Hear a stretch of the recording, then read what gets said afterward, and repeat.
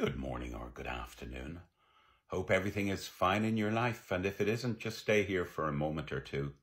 What I do for a living is voiceover. So I do, stuff on TV or radio or whatever it is. But another part of it is narration for audiobooks. I'm not trying to sell you, just stay with me, right?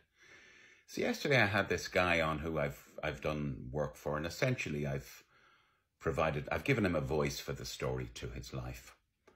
And it was beautiful. It was set in rural Ireland in the 1940s, etc.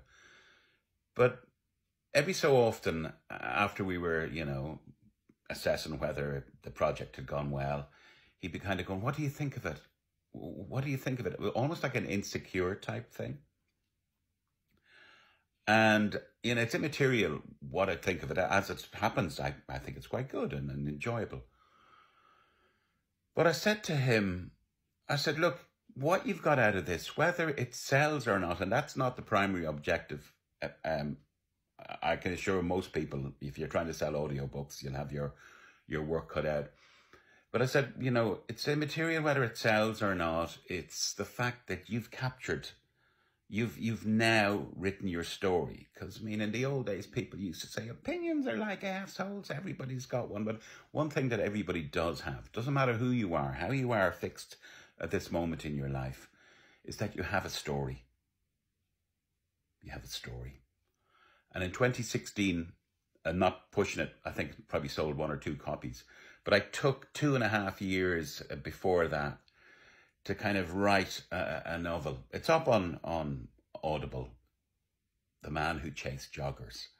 Now, for me, it's not so much the sales. I wouldn't want to be dependent on it. The Man Who Chased Joggers, but it was a kind of compendium of my experiences up until that point of being, at that time, 49 years of age.